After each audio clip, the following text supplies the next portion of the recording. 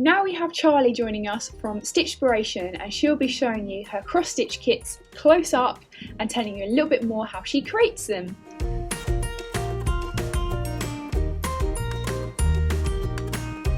I'm so pleased that you could join us. I'm honoured to be in such an amazing lineup today. It's just insane. I feel it's like I was like, oh, look at all these people, they're amazing, and then it's me. You know, it's so nice to have, because we've got such a variety of different craft areas and stuff, so it's really nice to have your cross stitch mentioned in ours, and it's really exciting to get to know you a little bit more. I really want to know, I'm really interested in how you got started and how it got born, really. Wow. So I probably about 8 years ago now, I was living in Canada, and I used to do a lot of sewing, a lot of quilting, making clothes, homewares and stuff, but mostly on the sewing machine because I'm not very good with sharp needles. So I never did any hand sewing, and I wanted something that I could do in the evenings in front of the TV, other than just sitting and scrolling on my phone and kind of wasting time. I hate not being productive. I always have to be doing something. And I couldn't do hand sewing, like hand quilting, because I would end up bleeding all over everything because I'm clumsy. So I would literally constantly. So I decided to try cross stitch, and then I just that was my thing. I would download PDF patterns from all sorts of people, and yeah, I was just constantly in the evenings, telly, class, D&T, and my cross stitch. And then I moved back to the UK about 5 years ago, and was making wedding gifts for people. I had a couple of weddings to go to, and I didn't have any money, so I thought I'll stitch them something. And one of the weddings was the coolest people I know. They're Swedish, which explains everything because Swedes are generally cool, and from my experience. And I was like, I don't know what can I stitch for them. Nothing was cool enough for these people. So I was like, well, maybe I'll just do my own, design my own. And then I thought, well, instead of stitching the whole thing, why don't I make the fabric part of the design? So I got out some, at the time, watercolor paints and some fabric medium, and just started playing around. And then I designed my first one on graph paper, and it was so big. It was like, I think it was like 3 sheets wide, like A4 sheets wide by about. I was like trying to follow this, but yeah, I did it. And then while I was doing it, I was thinking, actually, there is nothing else like this right now that I knew of. So I thought, I'll have a go. So I spent a year designing my first 5 or 6 kits and perfecting the mix of things that I used to paint the fabric. And then yeah, in 2016 I launched on Etsy, and then I was shortly afterwards accepted not on the high street. And then I built my own website, and now we're here. And suddenly I've got 30 odd large kits, I think maybe 10 or more mini kits, plus stitchables, plus accessories and tools, and it's kind of great. That's so amazing. I've seen lots of your kits at the show, like at the Handmade Festival, and they instantly drew me in for their beautiful colour that you use. Like, what inspires you? Like, what initially inspired you to add all those colours in? Was it more experimental, or? When I started, I think I was looking at more kind of the pastel background, and then when I was kind of playing around with all the different things I could use and mixing things, and literally it took a while. I was like, I'm bright. I'm not a pastel person. I mean, eventually I'd like to do something, bring in more color options and more, muted tones. But for me, anyone who knows me knows I like my bright colors. I like my anything bright. I love street art. I love going to museums and seeing, like, finding new things here and there. I Pinterest, Instagram, like everywhere there is so much color and so much fun. I think it's everything. Yeah, everything is an inspiration to add to your designs. And how do you get the design on there? Is it screen printing, or, like, I know you said you experimented a lot with watercolors as well? So when I started, I was using just watercolors and a paintbrush. But with the colors that I use now, I put it all into, once I've made up the stuff, I put it into dropper bottles. So I drop it on with like a pipette. And then sometimes others I use the brush again, and I like will dip the brush in and literally just paint it on. But I have started doing screen printed backgrounds as well, because I love screen printing. I love the layers you can get with screen printing. I love the crisp lines and the so yeah, it's really nice. I started doing some screen printed mini kit backgrounds last year. And I'm just now starting to get into, or having the time to get into, doing the backgrounds for the bigger kits as well, which is really exciting. And you do all this from your home as well? I do. I'm very lucky. I started off, I was living in a very small studio space, and it was me, my husband, 2 cats in pretty much one room for a while. But then we bought a house, and now I have a whole studio. It's the top floor of my house, which my husband was quite upset when I said it wasn't going to be the master bedroom. But yeah, so this is my little kind of office nook, and then through in the other area I've got just big tables where I can lay everything out and do my painting, and got my ironing board up all the time. I am eyeing up one of your heat presses in the background so I don't have to spend so much time ironing. But yeah, it's a dream space. So yeah. Well, that's so good that you can like have it and make it your own at home as well.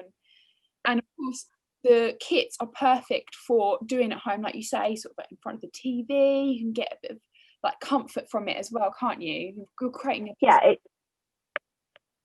think cross stitch is, there are embroidery, cross stitch, they're all very good for mindfulness and like taking that bit of time for yourself, even if it's 5 minutes while you're there in the car waiting for the kids to come home from school. Do you know what I mean? It's you're focusing on this one thing, and it's the repetitive motion. Sorry, it's a repetitive motion. And with my kits, you only ever stitch with one color because there is so much color in the background. And I got some here just to show you, because I thought it might be fun. So you generally, this is the kind of animal print. So much. It matches the animal print in the background of yours. So yeah, so you get, the fabric comes with the color already on it. It's and then you just stitch the words over the top. Oh, that's the cat. So yeah, you comes with the painted fabric, and then you just stitch the words over the top. So I think I've got one in that color here. I just thought I'd bring a few to show you. This is a kit that hasn't come out yet. Sneak peek. Ooh, I love that so much. So yeah, so this is what it looks like before you stitch it, and then so you just stitch the words. So they come together really quickly, and it is just one color that you stitch. So you don't have to think about shades or changing color, or it is literally, you just have to, as long as you can count, you can do it. I think is probably the. I love them ones. I think I love that on my wall. They're perfect to like add to your wall or add to a gift or something like that, and you can just display it anywhere, can't you, around a house? Yeah, I love cross stitch, and I there are so many amazing designers out there, but a lot of the designs that you see in some magazines, in out and about, they're not the kind of thing that I want to put on my wall at home. It's just I love stitching it, and it's sometimes it might be perfect for the person that you want to give it to, but if I'm stitching something for myself or my, you know, my friends, they want something, you know, poppy, bright, you know, but with a, I don't know, yeah, there's something to put on their own wall, and that's why one of the many reasons why I thought this might be an idea to start up as a business. And yeah, I think it also, people like you, they say, oh, I really want to put that on my wall, and then they say to me at shows when I'm there, will you stitch it for me? No. The whole point is you learn a new craft, you get the mindfulness, you get that focus, and then when you finally finish it, you put it up on your wall and you go, I made that. And it's that kind of sense of accomplishment afterwards that makes you, it makes it worthwhile. Definitely. And do you have a favourite out of all your kits? I know you've got quite a few. I know it's a hard question. It is a hard question. I love all my babies. One of my new ones, actually, I like, just because it's so apt these days. I like this one. Wash your hands. that one has been really popular, and it's a really nice one. Not that they're not all nice to stitch, but some of them there's something about the fonts and the, you know, the way they join together and things. It's really nice to kind of like the chunkier text is really nice because you just get into a rhythm. And so yeah, that's probably my current favorite, but ask me tomorrow and I'll probably have a different one. Me with all the projects as well, I can't choose a favorite. Every week I've got a new one that I'm like, yeah, that's the one. That one, and then the next week, oh no, this is the one. And are there any new projects you're working on at the moment, or anything you're doing new for Christmas time? Oh, wow, funny you should ask that. No, so the one I just showed you is one that I will be releasing before Christmas. Now I've said it, it has to happen. And I've just released new Christmas mini kits. I've seen these on the website. I saw them. I was like, oh. They were just in Cross Stitcher magazine, and I didn't realise that they were going to be releasing the magazine when they did. I thought I had a few more days, and I was on holiday, and I was like, oh, I should put these on my website. So yeah, so there are currently five, but I think I will be adding a few more. They're just mini kits, and they've just got one word, like a coloured wreath painted on, and then you just stitch the word over the top. So there's holly, hope, Noel, peace, and there's one in the background there that says joy, and then there's two more which will be coming, which have merry and jolly. So yeah, so they're on the website now, so they're literally brand new, and I'll be doing them in this is the traditional colorway, and then I do a modern colorway, which is the background is neon pink and yellow, and then the word you stitch over the top in turquoise. That's probably my favorite color combination of all of my color combinations. But yeah, I haven't got them stitched up yet. It's all that new. But yeah, they're on the website now, and there's discounts for multiples, so the more you buy, the more you save. They're brilliant. They're really good. Like if you've got someone who wants to do the craft, really good idea for a present, or if you want to make it for them, so then they can up. Like you've got. That's the thing. It's like it's a double gifting. You can buy for yourself and then pass on, or give to someone else to stitch, and then they can give it to someone. And they're really, these ones, because it's just one word, they come together really quickly, and I'm really pleased with them. They're and they go really nicely with my other Christmas kits, which are the same but they're larger size. So these ones come in, like, if there's a smaller size fabric, I'll show you an actual one. So that's a mini kit size, and then there's the too many bits of fabric here, and then that's the regular kit size. So that's the two, gives you an idea of the difference. But yeah, these are, I'm really pleased. I've had them in my head. I had them in my head last Christmas, Christmas, and I just hadn't got around to actually getting it all together. And this year, finally, I've had long enough. It'll be perfect for this year's Christmas. Add something extra. Yeah. Make it more extra decorative this year, because it'd be nicer as it's this year. Yeah, I think this year everyone is going to, everyone has to spend more time at home and more, so having something to focus on and to do and to make Christmas extra special. I think it's even hang really good. If you've got one of the mini ones, little new tree. Yeah, I mean, you need quite a big tree, but but yeah, they are. Have the biggest tree ever and have a giant one on top. Oh my god, that would be amazing. I love Christmas. I love it too. I must ask you, actually, is there a certain tip for someone starting off your kits? Is there you would say starting off? I would say always read the instructions. A number of people, emails that I get, people asking me questions, and then I say, do you know what? I'm always happy to answer emails. I'm always happy to answer questions. But one thing I would say was just read. All the kits come with a tips and tricks card, which tells you how to. It doesn't teach you how to cross stitch, because you can Google that. It's everywhere. There are so many amazing tutorials, particularly Mr. X Stitch has some really good ones. But follow that, because my kits, you don't stitch every hole of the whole fabric. You need to stitch a kind of guideline, and it tells you how to do that in the instructions, but it helps you find your way around the pattern and how the paper pattern works with the fabric. And then I would say count twice, stitch once. Because otherwise you'll end up unpicking, and no one likes unpicking.